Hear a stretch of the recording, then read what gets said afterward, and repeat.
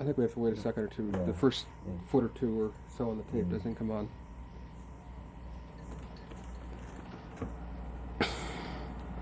I realize how dominant Borges is. And What? everything. The warning is so late in time. Have you read any Wurlitzer? Yes. Do you feel that his considerations or concerns with space, with his I dislike him characters. so intensely that I don't get far enough to find out what he's doing. In other words, I don't like his work. Immensely don't like it. There's something about when I get angry and annoyed and so forth, and it isn't because he's inept. You know, there's something about it. I don't know what, but I've never. Some people I know like him, and in fact, that one of his books was pressed on me because they thought I would like it, and Lynn, thought I would like Nog, and I almost never forgave her for that. I really don't. I think he is really empty. I was yes. I don't care. No, I was put off by Nog when I first read it, but some of the things I reacted negatively against in the first reading, such as a certain kind of cuteness, I didn't find in a second reading, and maybe that's only familiarity. Well, but it's possible because I haven't given him a second reading. I usually don't even give him a good first one. Now, when I was in National Book Award things, I think it was Quake, but I'm not sure. Quake, I don't think it's very good. And I had to read that because it was up. Now it was really bad. But I didn't like Nog either. I think Quake was an example of a book which came along as a third book for two books which were overlooked. And so people, after missing the first two, thought that they should treat the third seriously. A lot of people like him. I like Flats a lot. Now that one I haven't read because normally I wouldn't read his stuff because I can't read the books you want to read, let alone the books you don't think you'll like. So, in the heart of the country, you make one reference to Hart Crane. That's the Indiana. And the second, and I've not seen this. I mean, it seems to me this is obvious that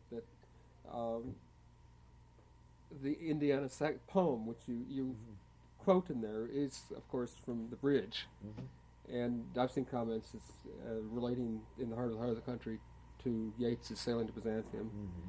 Nobody I've read has referred to Crane, and it seems to me that Crane recurs. So several references all the way through the Hart to Crane, yeah. In both your work and your essays, your working title. Grew up, in a town only a few miles from me. He transferred from Akron, and he was in Garrettsville or somewhere like that. He's an Ohio boy. It would seem to me that his poetic theory is very close to your fictional theory. I think that's probably so, and there's a sense of feeling when I read Crane's poetry, of a certain sense of similarity. We grew up in a very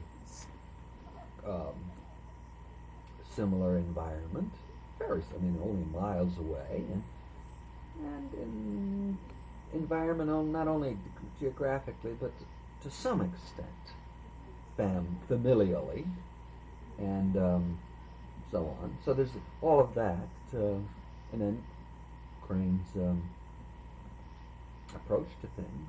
I think he writes a completely different manner than I do. But he talks of poetry should be as representational as a mathematical equation. Oh yeah, that part, yeah. And that each poem must be organic. Yeah, he's just a romantic creator, he had the muse, the rush. But you don't use him in any way as a kind of metaphor as the artist in this space. Well, yes, I do. I mean, you do in the heart of the country. Yeah. But your other references. Pound too. right, the Elliot. shooting yourself from Yeah. Idaho. Yeah.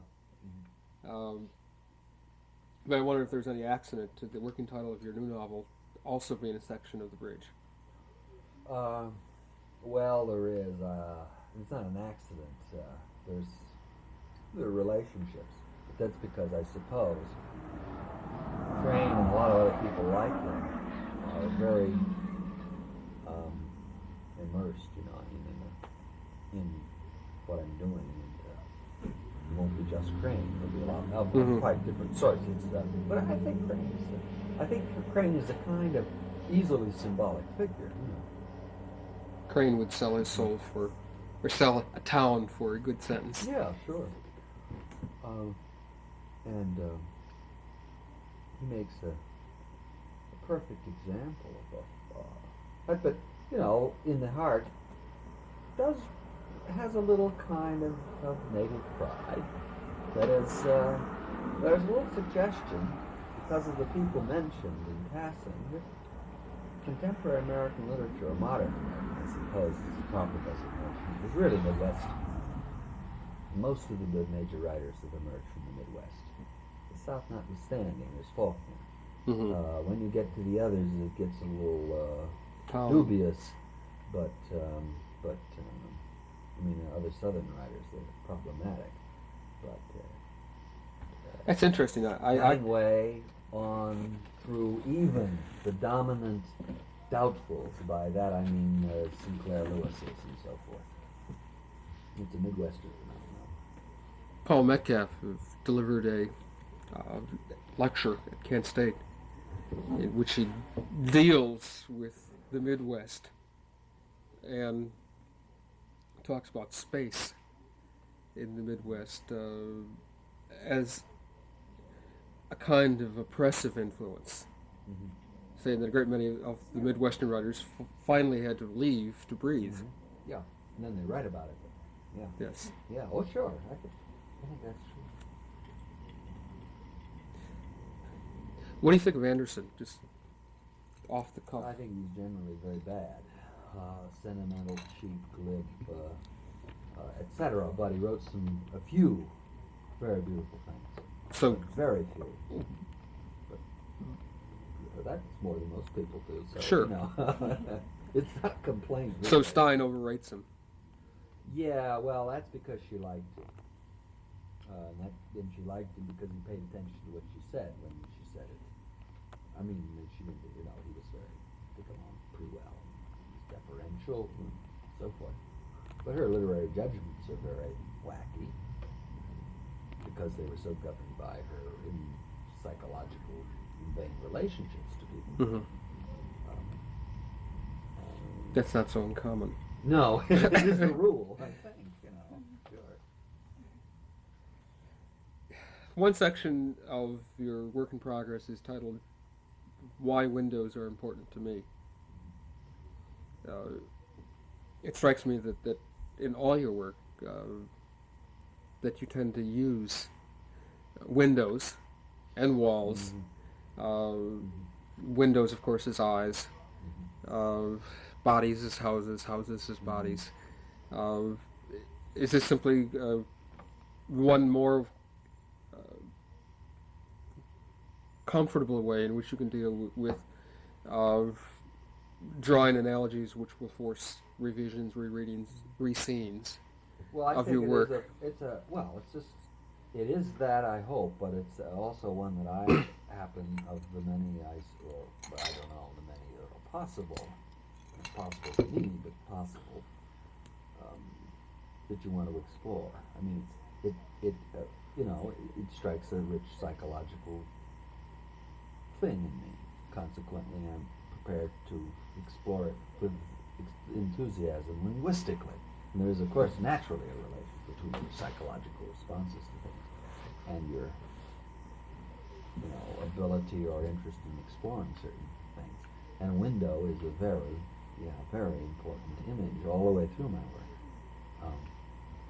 And I like to use it, and I keep finding that I can get some more out of it somehow. Some people like Borges or Nabokov are fascinated with mirrors. using these images over and over, as in fact the whole symbolist movement did. And I like all of the lines that allow you spatially to represent an inward subjective journey. And Wall, you were mentioning Wall the stops. limericks, you see. So that your interior life, your eyes, your room, your house, your lot line, your neighborhood, your town, all of those lines, and you can construct sort of windows for each one, and which lean in or out, and also in or out, and also keep a define the limits distance of your being. Because Right. sometimes you can have a sense that you fill an area quite beyond your own body. In which case, of course, if you feel that way, as you feel often, I think, in your own house, then the things you look out of aren't your eyes anymore, really. It's the windows. And then, there's all that metaphysics that can be built out of all of that. And that fascinates me, but it's also very important to me as an individual. and windows or houses are also things in which we present ourselves to the world in a way, Right. and can move in a number Sure. of Oh, ways. yeah. That's why it's interesting. For example, I'm particularly interested in Bachelard's book of Poetics of Space, which has some marvelous passages on things like windows and light passage through. It's not only windows out, but looking in. And the whole business is very interesting in ordinary life as a phenomenological investigation as well Mhm. as a literary device. In Omensetter's Luck, you have various catalogs which parallel one another. In the cost Of everything, you also have a catalog of Kohler's. Yeah. To what extent do you find the catalog useful for you?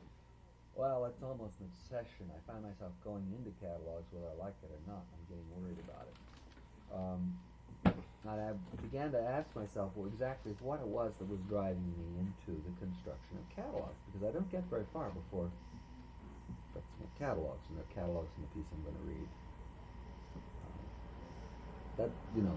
It's almost a style.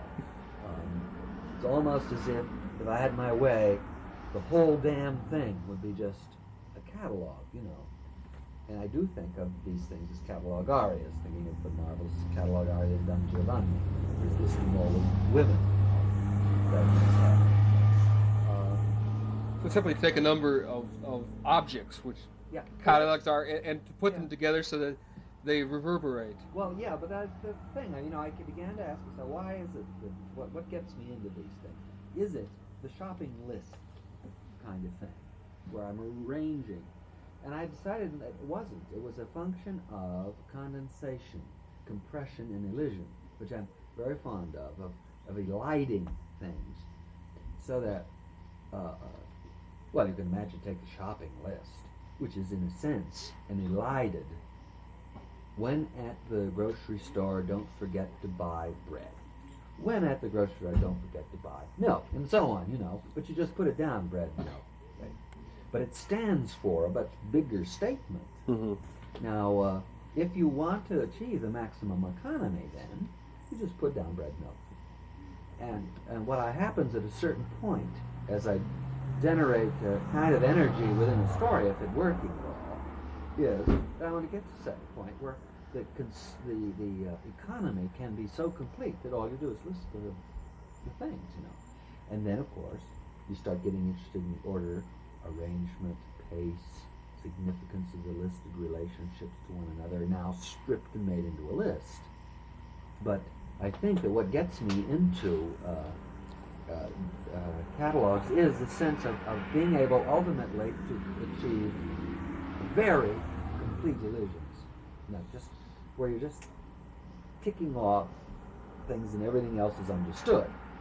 Is it a part of a challenge to take words which are in themselves static without the verbs which will carry things from one to another, and to still suggest to develop a rhythm, a movement, Sure. without the things that give you movement in prose? You see, but that's what happens is that the words are static, but they're supposed to represent, they were supposed to be passages, words out of whole sentences, you know. You take the word out, like the bread, say, out of the whole sentence, and the milk out of it. And then they are just sitting there. And to make those go in another direction, because the sentences are all going off from left to right, say. And now once you've got this list, the list is going this way on the page, where the sentences went, you know, the other way. And to make that animated. But then, of course, the interesting part comes if the sentences are of quite different sorts. Now, the ones on the shopping list are all the same. That is, what's elided by the first bread is also elided by milk. But if you can get a list in which the elisions for every item are different, you've got something. Then you see you've got a list going the other direction, and that's what I like to do. I mean, that's what but I'm just so fascinated by all that kind of thing that I think wrongly. I mean, it's bending my work a lot, and I'm very bothered by it. I don't know what to do, because I really want to give in to this impulse, and yet sometimes it's the wrong thing to do in the case of the structure that I'm trying to work out.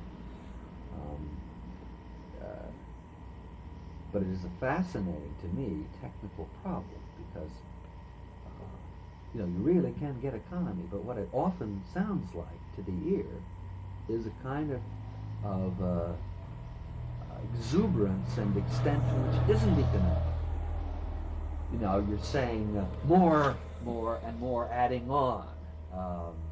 And then I seduced, you know, Jane, and then Ellen, Yes. and then Han, and that's exuberance, you see, going on. But if the list is actually a compression,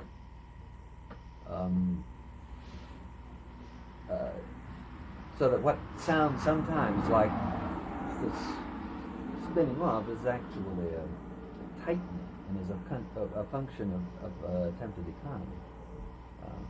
But it makes a whole lot of interest then to study the list makers, the great list makers, like Weber Jacks. The Gargantuan Panegyrics is full of this most magnificent list. Joyce. Joyce is full of lists. Gertrude Stein is full of lists. Some people John say Barth has got a marvelous, they're parodies, of course, of Gargantuan Panegyrics, but marvelous lists in subject factor. You know, the debate between the two whores, they're calling each other the list of all the ways you can call somebody a whore. Now that kind of list is a little different, but it's like a shopping list. Mm-hmm.